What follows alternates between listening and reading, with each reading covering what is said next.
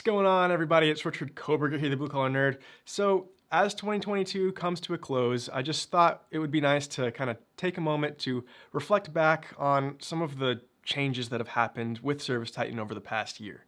I think this is going to be a helpful video for everybody because just so much changes in the span of a year that it's easy to miss something, and it's even easy to see something but then get so busy that you forgot to ever do anything about it or implement it or whatever. Plus, I also just think it's easy to forget just how much progress has been made. So without further ado, here are some of my favorite changes and new features from ServiceTitan in 2022. The enhanced permissions experience. So you know how in ServiceTitan the permissions page is just like a long, ugly list of checkboxes and text? Well, not anymore, baby. You get out of here, ugly, and hello, beautiful.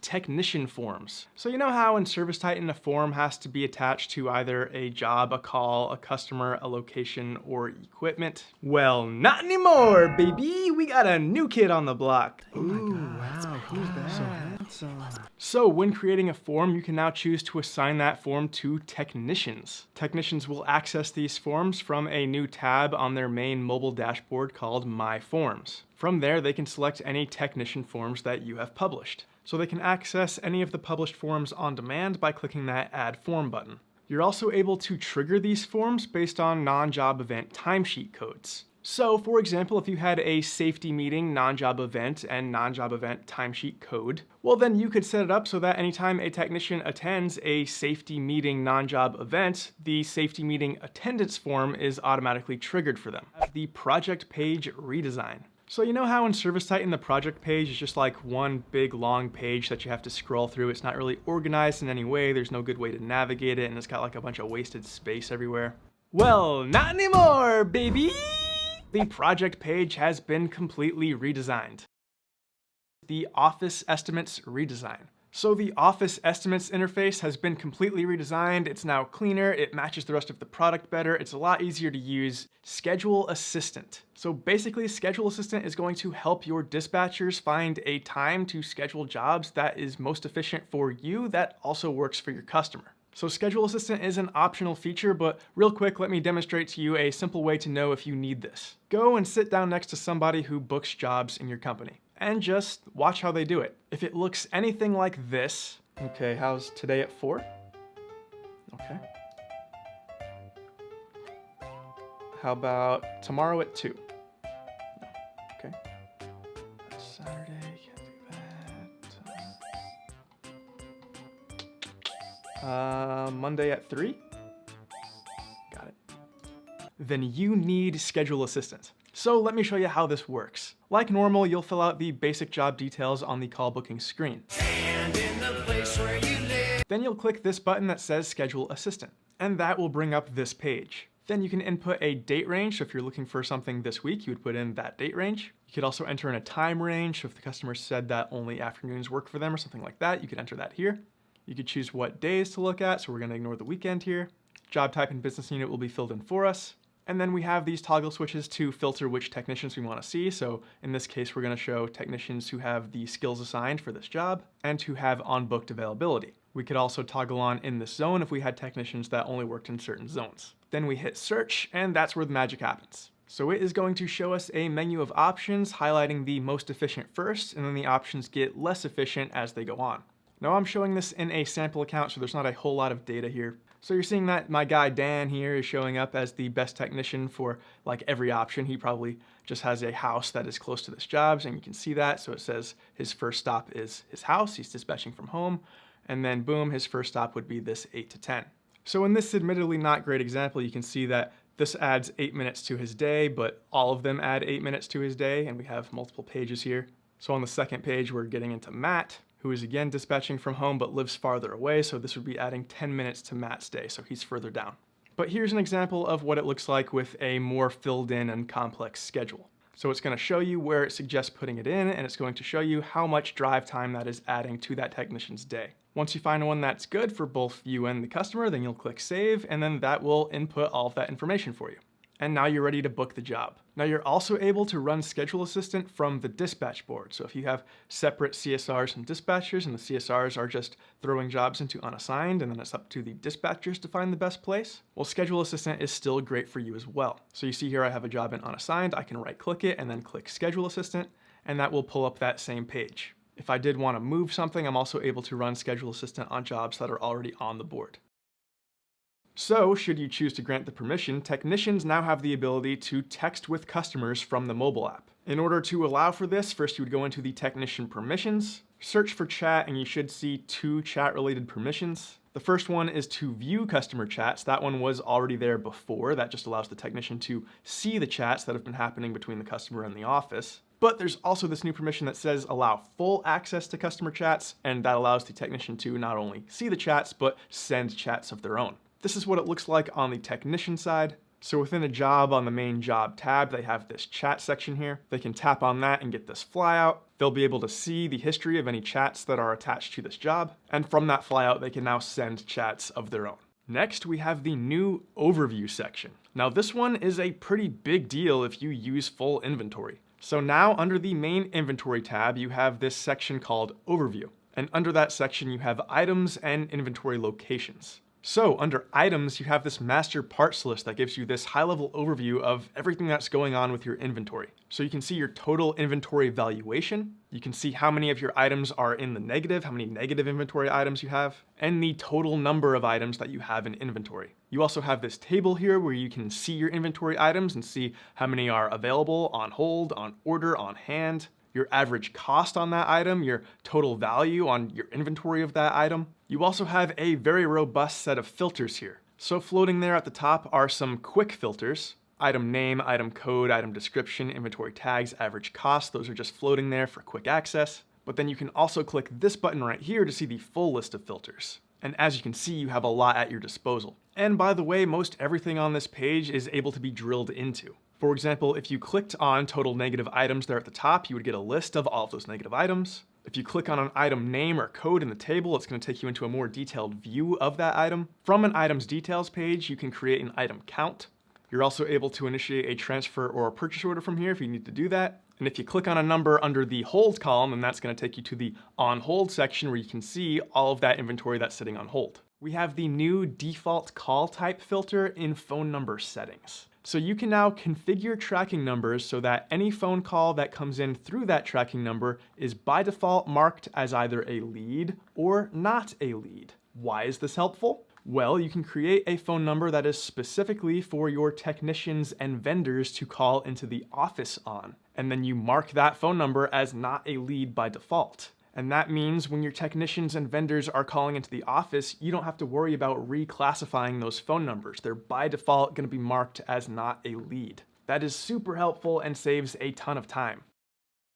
We've got a big one, conditional logic in forms. Now this one, not technically labeled as a y'all, but I asked for it. I asked for it back in 2019 in my Christmas wish list video, so I'm gonna put the hat on anyway. So with conditional logic in forms, you can show or hide particular sections or questions on a form depending on the answers to other questions on the form. For example, if you had like an HVAC inspection form, you could have a question that says, is this a gas system, an electric system, or a dual fuel system? And if the technician chooses gas, then a whole bunch of questions related to furnaces will appear. But if they choose electric, then only questions related to electric systems and air handlers will appear. Or if they choose dual fuel, then both sections will appear. This allows you to consolidate forms, this allows you to make more complex forms without making them look cluttered, and it allows you to collect only the information that is relevant to a particular situation. It's a really great feature, and I've got a whole separate video showing you exactly how to use it. And I'll put a link to that in the description down below. By the way, myself and other members of the team have gone ahead and pre-built some forms with conditional logic for you to use. Those can be found by going to Settings and Titan Exchange, and under the ServiceTitan Best Practices Network, search for conditional logic. It is now easier to identify attachments when emailing out of ServiceTitan. So previously, if you were emailing a customer an invoice or an estimate and you wanted to attach some pictures or videos or PDF files, you got this, just a list of the file names, and you would check off what you wanted to send, but you didn't really have a good way of knowing what was what. Maybe if you were lucky, the technician renamed the files to make it a little bit more clear, but there were no thumbnails or anything to help you out. But now we have a very different situation. So in place of all those messy checkboxes, we now have this one Attach Files button. And that brings up this beauty. Ooh. All right, next we saw... Could it be? Is this the day that the prophecy foretold? I admit, my faith was beginning to waver. It's even more beautiful than I imagined.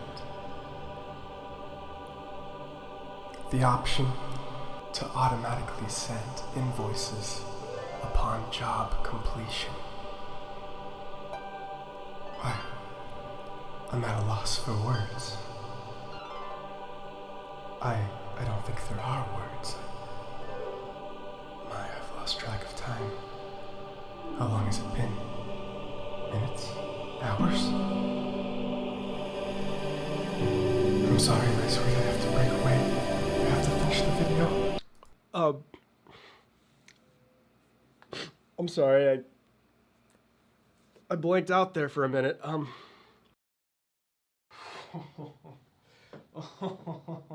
This is big. This is a big one. Dynamic pricing is here. So if you have managed to not hear about this by now, then you don't watch all my videos. And the disappointment I feel is immeasurable. But basically, it allows you to set up pricing formulas that just says, hey, this is how I want to calculate my prices for this category, this category, this category, whatever. And then anytime anybody, be it in the field or in the office, goes to look at the price of that item in the price book, the price is calculated instantly on the fly as they go to look at it. Boom, it runs the formula right then and there, and they see the price. What that means is that the price is always up to date. It's always running the formula. So if your material costs go up, you don't need to manually go and update all of your service pricing. It's just going to keep following the formula. If you change the billable hours on a certain task, you don't need to go and update that price. It's just going to keep following the formula. So the price will always be up to date. You're also able to dynamically modify that price based on certain factors like, is this an add-on? Is this an after-hours job? Or is this job, for some reason, more difficult than normal? You can add pricing levels. So you can add level 1, level 2, level 3, easy, medium, hard, or all the way up to however many levels you want. And that gives your technicians or your consultants or salespeople or whoever some ability to modify the pricing if a job is going to be particularly hard or exceptionally easy or whatever. You're able to provide them that flexibility without giving them full control to just modify the price to whatever. We have some forms page improvements. So if you now go into settings and then forms, that forms overview page has been completely redesigned. So first of all, you'll notice we have a search box up here, which helps us more easily find the form that we're looking for. This alone solves one of my biggest gripes with the old form screen. See, before you could technically do a search because the name column had a filter, but if you use that, if you made a filter and then you clicked into a form and then you said, oh, actually that's not the form I'm looking for, and then backed out, it cleared your filter. That no longer happens. So if I type 10 here, I get 2 results. I can take a look and see if this is the one that I was thinking of. I get this nice little preview modal. I can say, oh, no, actually that isn't the one I was thinking of. And my search is still here. Even if I click this edit pencil to all the way dive in and then say back to forms, it still doesn't clear my search. And that alone makes me very happy, but there's more to this. So you'll also notice we have this new status column that lets you know if the form is published or not, if it's available to be used, or if it's in a draft state.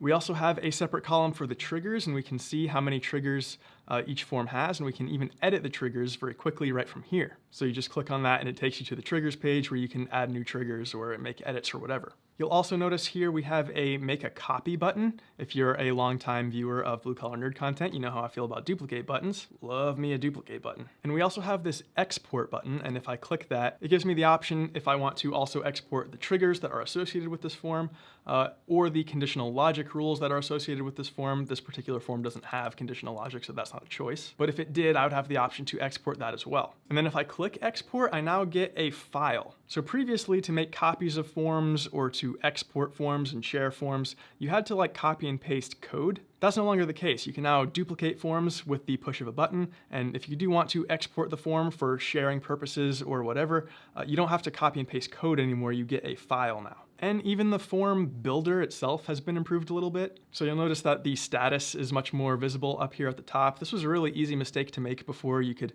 build this form out and then not realize that you never switched it from unpublished to published, and then you'd have troubleshooting to do. You'd be wondering why your form wasn't showing up. So that's more obvious now with these big tiles and this green tag. And if you scroll down on a form, you've now got this convenient little scroll to top button that takes you right back to the top of the page. So overall, some great quality of life improvements there.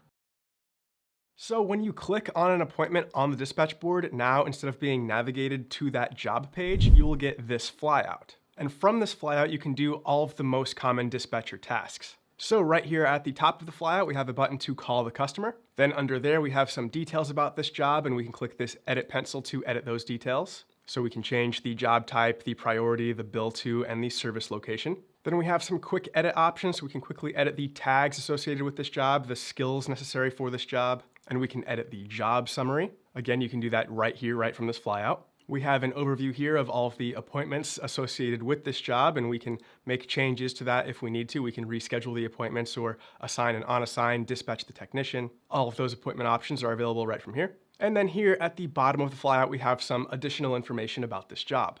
I think this is really great for dispatchers because it allows them to stay where they're supposed to be, which is on the dispatch board. Now, for most dispatchers, most of the time, I think this flyout is going to be more efficient than the old way of going straight to the job page. However, I can think of a few circumstances where it would not be more efficient. For example, obviously not everybody in a company is a dispatcher, so maybe you're in a different role and you're checking something on a regular basis that's not available from the flyout. Or maybe you are a dispatcher, but you have a company-specific job closeout process that involves checking something that's not currently available from the flyout. Well, in those circumstances, you do have a couple of options. Option number one, the most obvious one, is you can just turn the flyout off. To do that, from the dispatch board, you're going to hit this little settings cog here. And then we're going to go to board appearance. And then right here, we have the option for the jobs details flyout. You would just change that from yes to no. Then hit apply changes down here at the bottom, and that will completely turn off the flyout and give you the old behavior back. Now, option number two, if you want to keep the flyout because you like it, but you just don't want to use it all of the time, then instead of clicking directly on the job bubble on the dispatch board, if you click that little blue line that shows the working time of the technician, clicking that line still will take you to the job page in your current tab. We have the ability to no longer automatically show that little customer information pop-up that shows up on the call booking screen. You know, this thing right here. It used to be that every time you clicked on a customer name or a location name, this thing would pop up and block the whole screen. Every single time, there was no way to avoid it. But now there's an option to not have that thing pop up automatically and only pop up on demand if you need it. So to enable that option on the call booking screen, you're going to want to click on this preferences button and then toggle off this option right here, automatically open location/customer pop-up. And with that off, here's what it looks like. So when you start searching for a customer, you'll notice that next to the customer and location names, you have this little eyeball icon. So now I can click on a location name and not have that thing pop up and block me from doing the rest of the workflow. But if I need to see some information about this location, then I simply click on the little eyeball icon, and then there it is, just like before. And if I know that I'm going to be needing that information before I even click on it, then I can just make my first click right here directly on the eyeball icon, and it both selects the location and it brings up that modal that I always had. So it's exactly the same behavior as before. If I want it to work that way, all I have to do is click on the eyeball icon. But if I don't want that thing to pop up, I simply don't click on the eyeball icon. So it leaves it up to the user when that thing should and should not show up. And because of that, because you can just click directly on the eyeball icon the first time and basically get the exact same behavior as before, it is my personal recommendation that everybody, every single CSR, every user just disable that feature so that you have those eyeball icons and you get to choose when that thing does and doesn't show up. If it was completely up to me, it wouldn't be a preference. Because if you haven't caught on by now, I really hate that pop-up. I've always hated that pop-up. All right, we are back in current times now. Hello, welcome. Thank you so much for sticking around. Hey, let me know in the comments down below what your favorite new feature was in 2022, even if it's something that wasn't on my list. Hope you had a great holiday, and I'll catch you in 2023. Appreciate it. Peace.